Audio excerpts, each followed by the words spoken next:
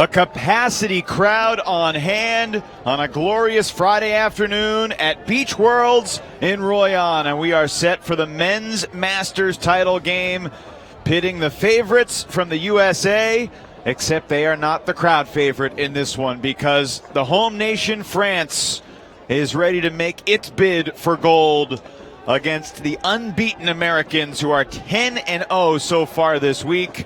To the France team's credit, they're 9-1. They only lost 13-5 to USA early in the competition. We'll see if they've grown, and we'll see how these breezy conditions impact play.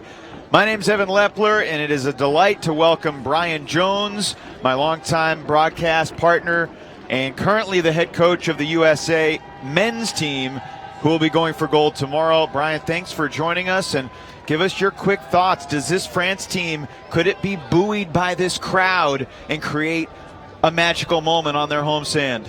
Well, the French typically do a great job of giving and going up the field. Their balanced attack, they know how to use the break throws. And when you come into a game with this amount of wind, it can help be an equalizer in this situation. But they have themselves a tough task ahead of them because the USA team is filled with powerful throwers, all-time throwers like Bart Watson and Andrew Brown. These guys really know how to distribute the disc and are going to be very valuable in this wind. Yes, the USA Men's Masters team has been phenomenal. The closest game being a 13-8 win over GB, so a 5-goal clear in every contest so far, but they haven't faced a crowd or a fired-up opponent like this. It's the USA and France, the final championship match on this Friday, the 4th of 7. Here at Beach Worlds 2017, and we'll take a quick timeout. France and USA ready to get going when we return.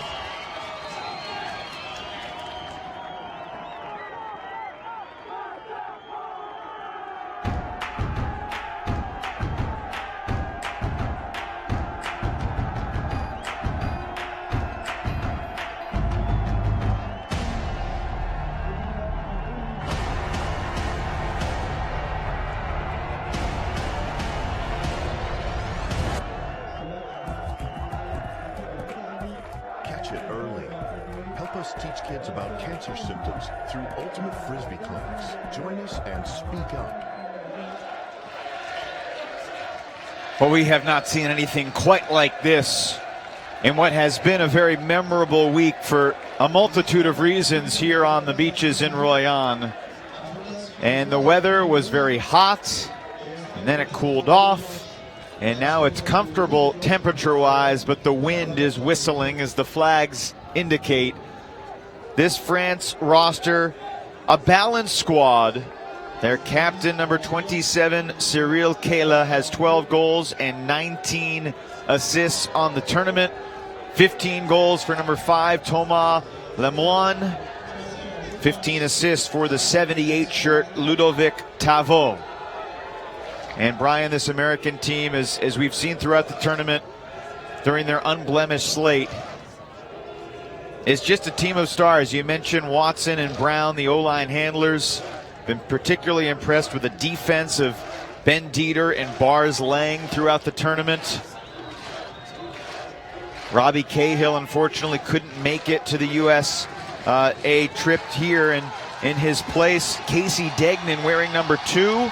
All he's done, lead the team in goals throughout the week as the alternate joins and makes an impact. France on offense, but we'll see if they have the advantage. They have the disc, but they have to go into the teeth of this fierce wind. And that disc floating, and it's eaten up by Casey Degnan. Degnan's been an incredible energy guy. Van Hoevelen with the disc. At 6'4", he was a huge cutter in his younger days and then gradually transitioned to handler. And man, can he really put it deep. And Van Hoevelen with his 17th assist of the tournament. USA strikes fast. A downwind break. Right away, I saw Tyler Kinley kind of leading the strategy talk coming into this one, and especially going into the wind. It seems like the U.S. is really comfortable poaching the open side. Handler making sure that the disc is going to be trapped on that far sideline. rather near sideline on our screen, and that's going to hurt in the wind. You really want both teams here, if your defense is throwing flicks into the wind, trying to drive the disc out.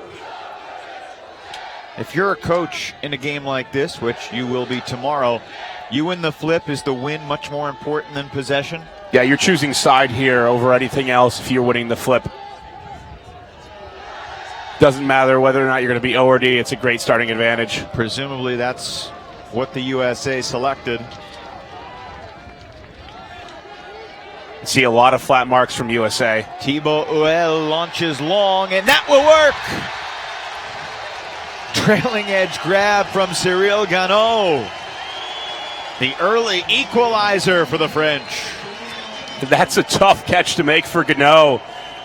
And a really tough throw going downwind. You have to put edge on these throws. There's no way that you can keep it flat because it's just going to keep carrying. Great job delivering this disc. And only a place where Ganot could get it. Very close to the front edge of the end zone, but Ganot ruled in. Not sure if that was the correct call, but it is done with. 14th goal of the week for Ganot. This France team, a 12-9 winner over the Czech Republic in the quarterfinals, and dispatching Spain 13-7 in the semis. USA offense on the field. This is Bart Watson. One championship's a revolver. Tom Doy looking long. Ray Ilian! Remarkable extension. Still tied up with his teammate Moses Rifkin. Moses trying to get it in the celebration. You see them holding up the sand. Casey Degnan telling me before the game, that's them talking about the sand coming through time. They don't, as the Masters players, they see their time kind of slipping away, and I don't know about that for Ray Ilian. Look at that catch. I imagine a lot of the guys on this team could make pretty good role players on your men's squad as well. And some of them might be more than that in certain cases, and all these guys are quality players. In fact, there's a little bit of chirpiness going on between the two teams. They call themselves the varsity team. They're calling us the JV team. How do you feel about that? You know, we have the better record against them. We faced off at training camp. They did get us in one scrimmage. I heard it was a short game. It had to be for their sake. Right. And that's an unfortunate drop. The captain, Kayla. And a chance for the USA to strike upwind.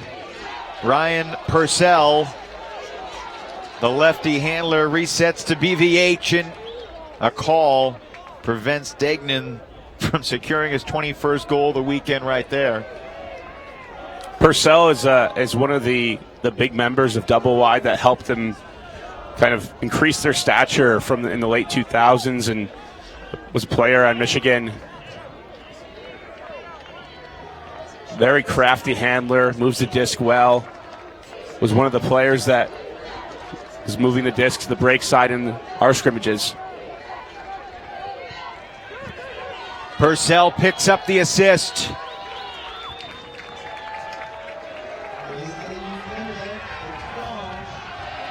(3-1) USA. The upwind break after the error.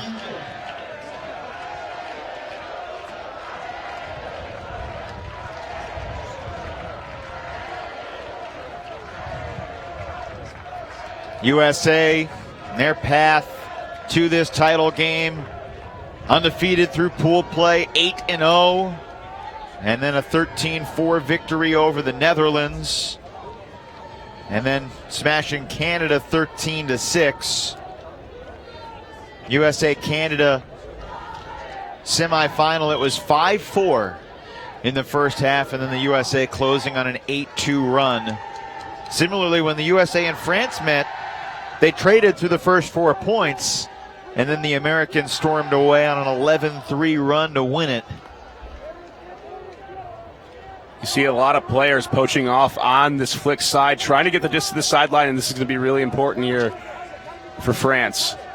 Very flat marks. Most likely trying to force people to go deep.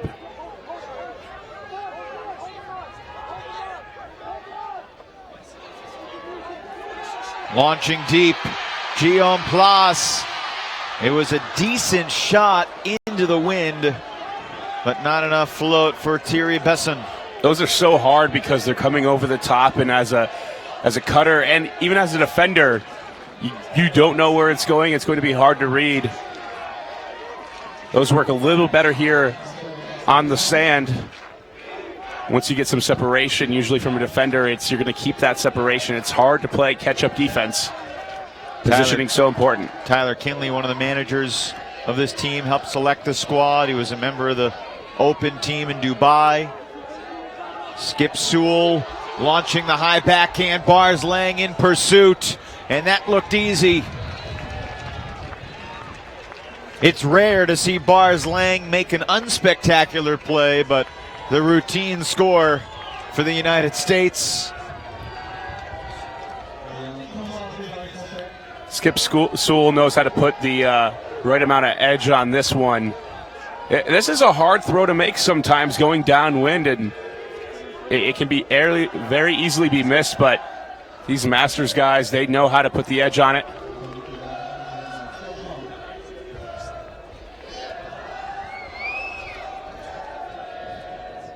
So far, no turnovers for the United States, and 3 breaks en route to the 4-1 lead, and it appears France has taken the timeout.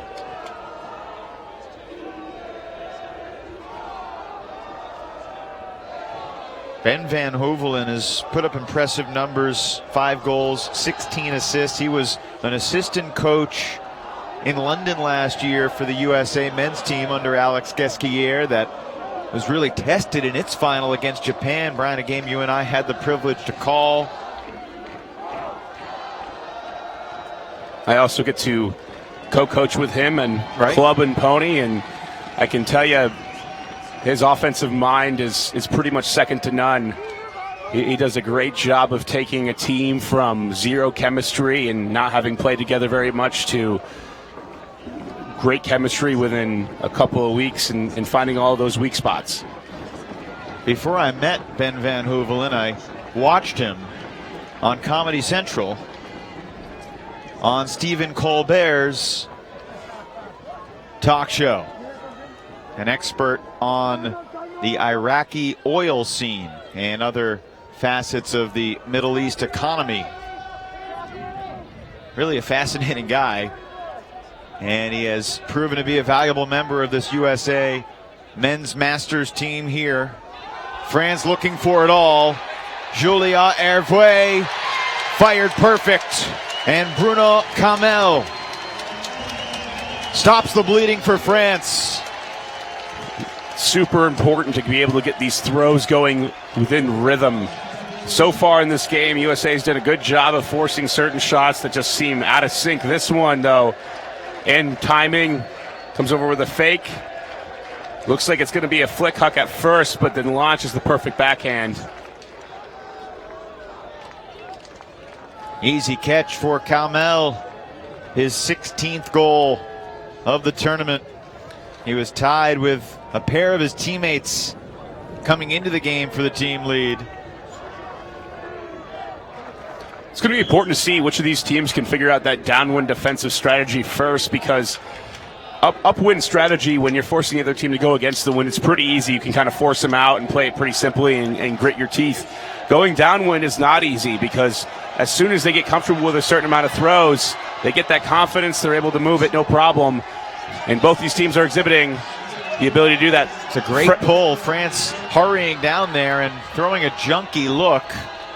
And so far, Andrew Brown and Bart Watson slicing through it. Tom Doy looking again for Ilian, and it winds back to number 99. Second time Doy for Ilian, downwind for the United States. It looked like France tried to employ that junk look for only the first throw, and to be honest, I think they may have been better off of keeping it for a little while and just trying to get the USA out of rhythm. Here it led to kind of a transition moment where multiple players wide open, and then Doi puts the flick edge on it. And at the bottom of your screen, you got Moses Rifkin, who had very little to do at that point, just applauding the effort. Rifkin leading the team in assists with 17. Also had 17 goals for this O-line. Paideia product, the inaugural winner of the Farraker Award. Great careers with both Dog, Death or Glory in Boston, and Seattle Sockeye. So 5-2 now. USA still has played perfect. Will Chen will mark Christophe Laino. Gregory Verjou. Pick downfield.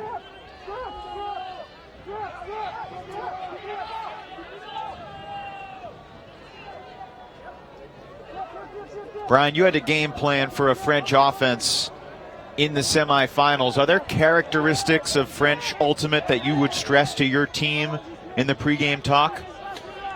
Yes, in this instance, I think they do a lot of give and goes, and they kind of prefer going to the break side first. And so as a cutter, it's going to be a little different than guarding a lot of different teams. A lot of times downfield defense is about stopping the open side, and here with the beach, it's just so much easier once you get some separation, whether it be from a simple back dump or anything else, that break throws become so much easier, break side cuts happen. If you're trying to stop the break throw, is it more about the mark? Is it the downfield defense? Is it the talk from the sideline? What's important to prevent those break side looks? It's all of the above, because the downfield defense has to take away a certain part of it. The mark is going to shade one way or the other. Some teams are really balanced and they have great insides and great arounds, and some teams are going to just take the insides way more than most. Besson with a stall count rising, floats it far corner, and it worked. Michel Bonfaux. And France, after a shaky start, still trailing by several breaks, but they're converting downwind.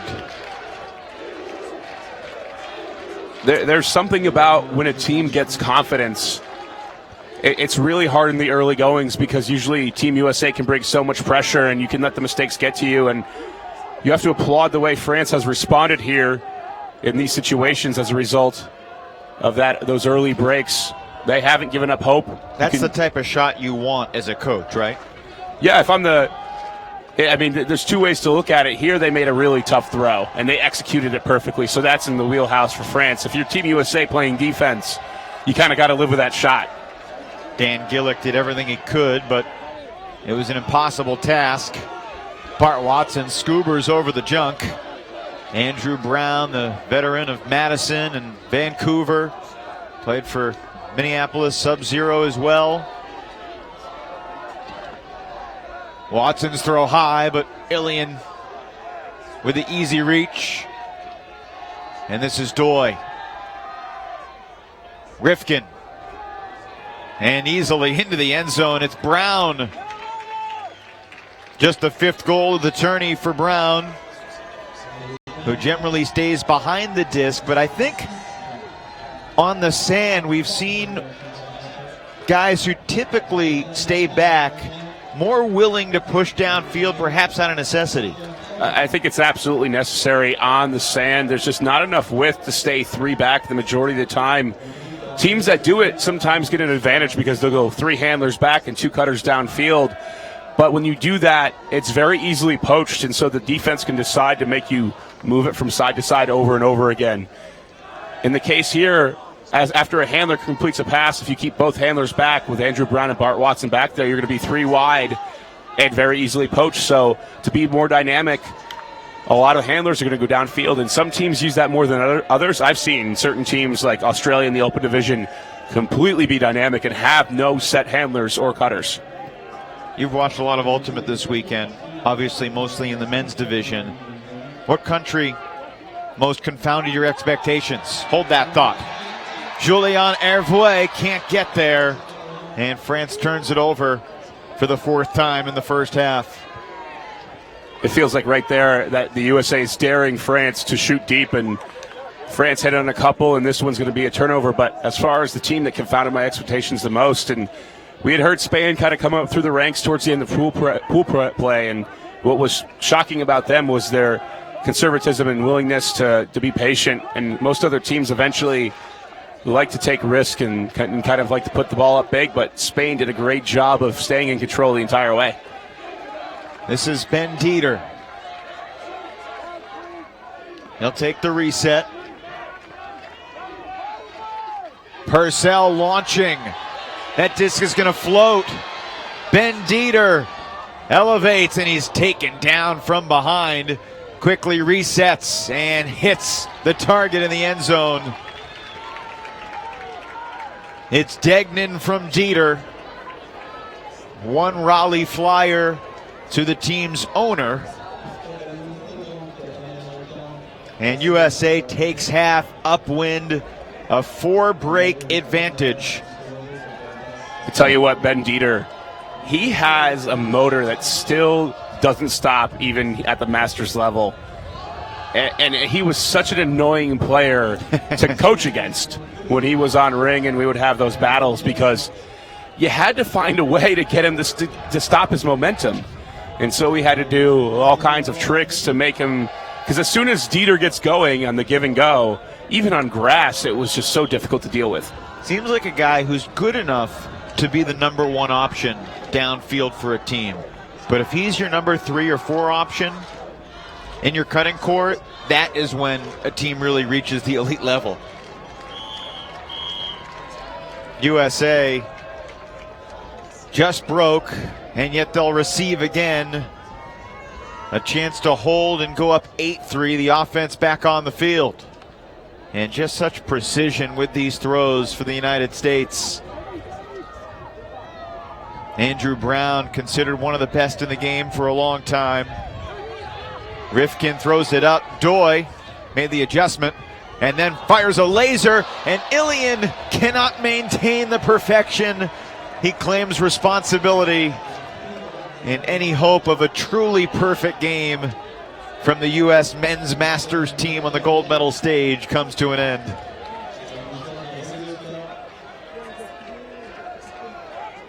Can France seize this opportunity? USA broke 4 times in the first half. This is France's first break chance, and Brian, USA was 4 for 4 on break chances. We'll see what France could do here in this line. Getting just a little bit of movement, getting in rhythm, and then taking a shot is usually better than trying to go deep right away. Kayla, 2 ball full.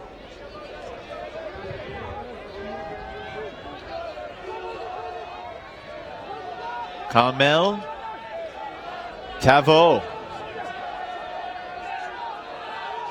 Ilian with the big mark. Tavo fires long and connects with Kayla. The possession began with the captain and ends with him as well. Cyril Kayla gives the French their first break, to the delight of this partisan crowd here in Royan.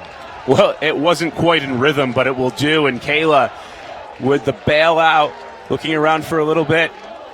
And then Kayla springs deep. And as long as the throw is good enough there, enough touch, enough spin, this is going to turn out great for France. It's so hard on the beach with that separation. As a defender, you cannot make up ground. And so sometimes you would see, when you're going through your selection criteria, defenders that are explosive and kind of get these amazing catch-up blocks, you have to question, will they be as valuable as someone who plays great positional defense and stays with their man all the way through a point? Because it is a different game.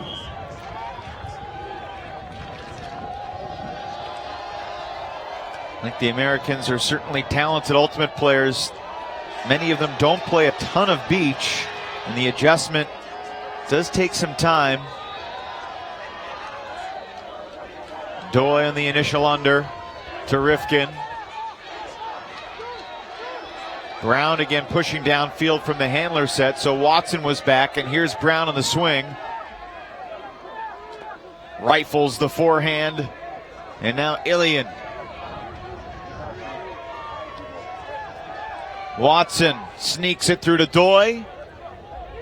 USA on the brink. Doi patient initially, and then breaks the mark with the backhand. So difficult to mark in the sand. Just you get weighed down, and then you have to shift over and over again. Requires a lot of energy. And over a long point, the defense gets just as tired as the offense does. You see that inside shot. So tough on Doi.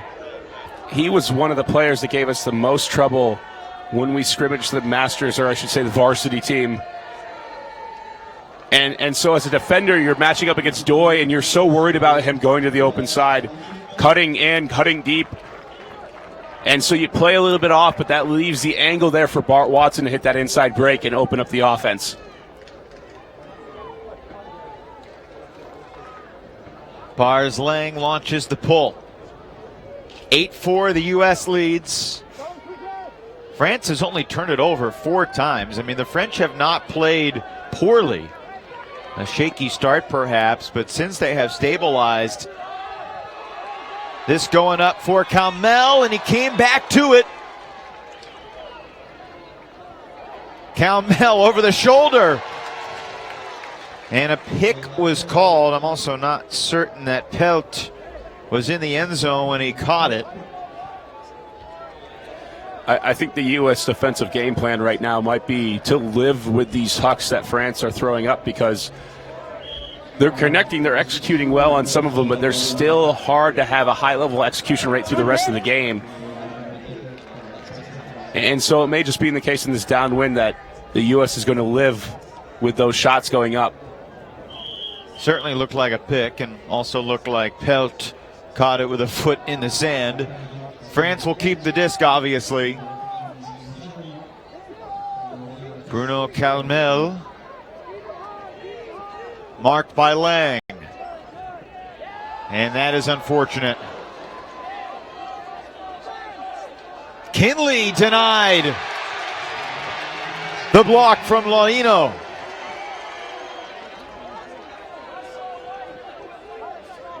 And here's an example of why 3 handlers can be tough. And just as I say that, Verjou to Hervé. the advantage of the 3 handlers back is that you do get 2 cutters downfield in open space. And if you don't poach as a defense, if you don't take that away, if you don't get handlers in the lane, it can open up really easy throws. Here, Kinley doesn't get over. And Guénaud, not Hervé, making the catch. Second goal for him. Nice D on the mark by Laurino. It's a moment he'll remember.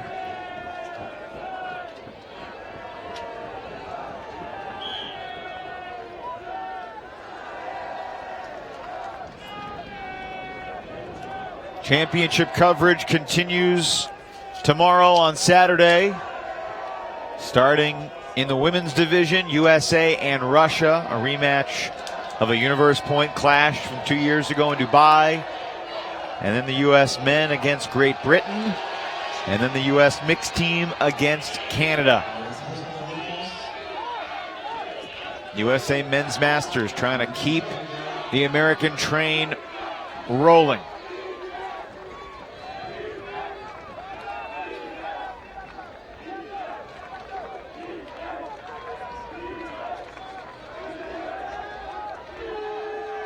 Watson, Brown, Doi, Rifkin, and Ilian. This quintet has just been so steady.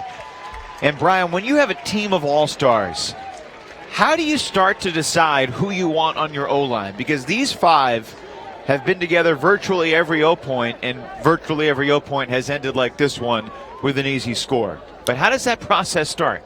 I think it has a lot to do with players that are willing to give up part of themselves in order to fit into a different role. A lot of these guys have played in roles where they've been asked to do it all. And Moses Rifkin at one point in time, and even now, could do more.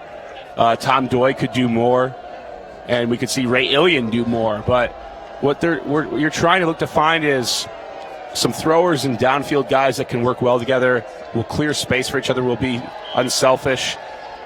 And that if you don't care who scores, you'll go ahead and do the right thing every time. It's a game to 13. The points have come quickly. Only 7 total turnovers in our first 14 points. And, well, there's the 8th turn of the game, the 6th for France.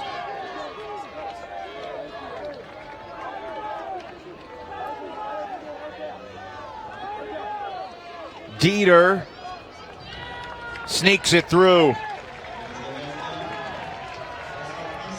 Easy score for Purcell. And that's the USA's 5th break of the game compared to just 1 for France. There's a lot of different discussions going on in the game about how best to play on beach. It definitely is different than on grass, and these little bits of separation matter a huge amount, and the U.S. does well here to be not at a breakneck pace, but just looking around and then moving it to the first possible open hands. That keeps the defense out of position, on edge, always trying to play catch-up without sacrificing the ability to hit large gainers downfield. It remains to be seen whether the USA can pull off the 7-for-7 sweep.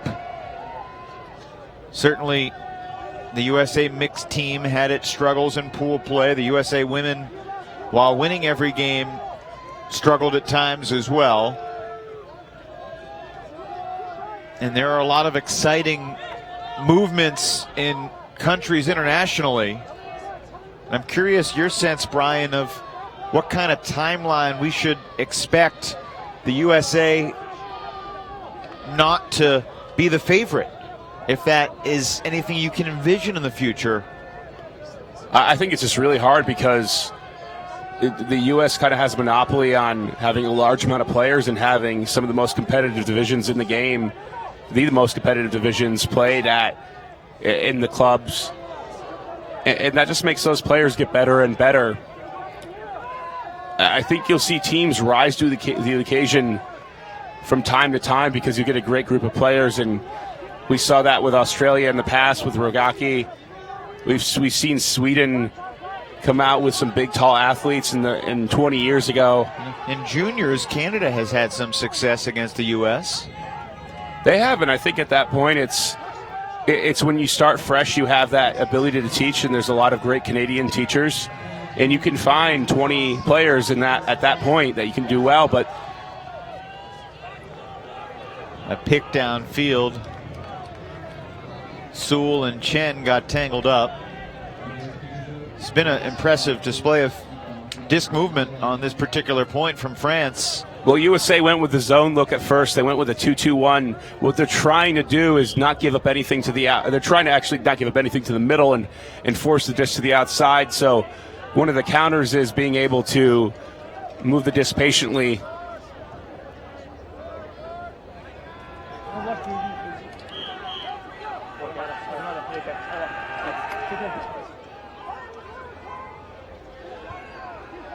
A lengthy conversation about something relatively meaningless, and we continue.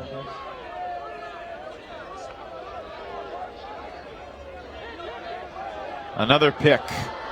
The disc hits the turf or the sand or the ground.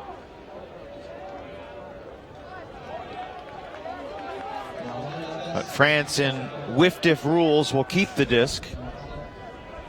That has to be an adjustment for American teams when they seemingly handle all right. There's a lot of little subtle differences between the two rule sets. France cannot connect for the upwind score. It would have been their first of the game.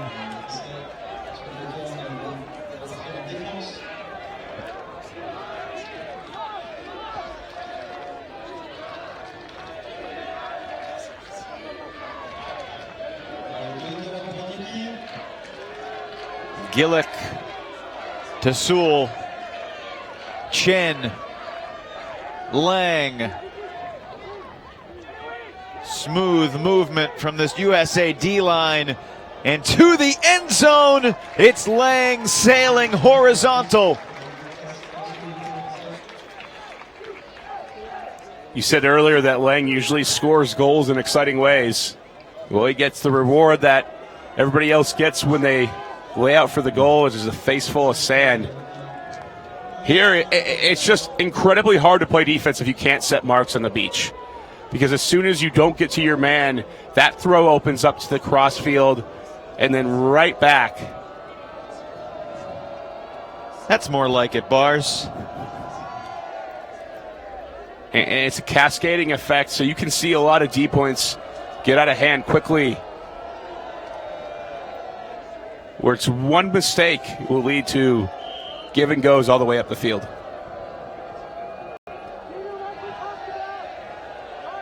USA now 2 points away.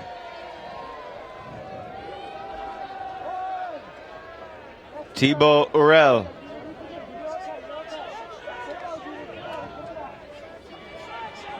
And uncontested foul there. The wind's died down just a little bit. Not as strong as it was for the last game and into this one.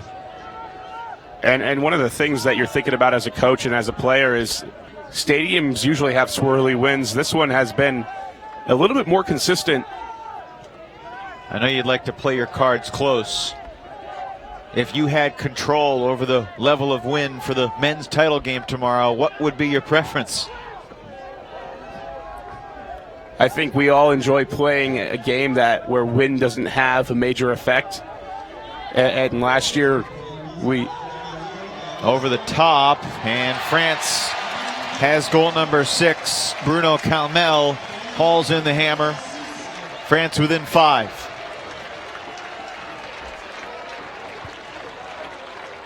Hammers can be really effective here on the beach, and it just it comes from getting that separation. I also think in general right now, there's more hammers are being taught in the game. They're becoming more of an effective option, even on the open side, whether it be grass or beach. Hammers being the throw that can get there fast.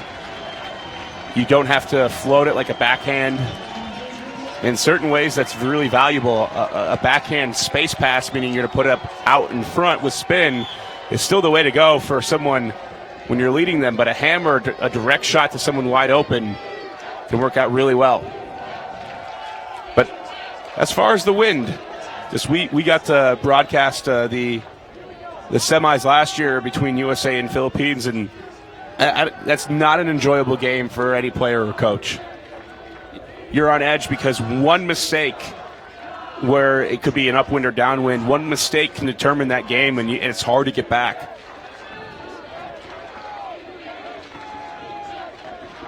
Doy taking off. Watson saw it. Oh, and an unbelievable athletic maneuver by Doy. Count the goal for the U.S. He had to adjust. Michel Bonfaux was right there and looked like he was in position, but Doy maybe has risen his reputation more than anybody in the country over the last 12 months with the way he played in London and again here in Royan.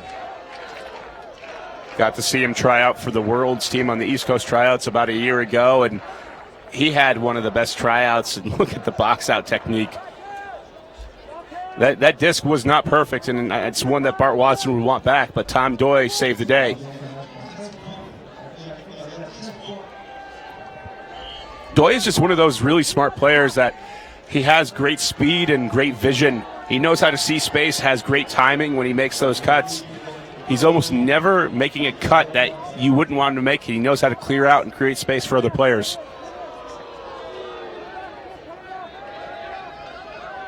USA could break upwind for the win. France looking to stay alive.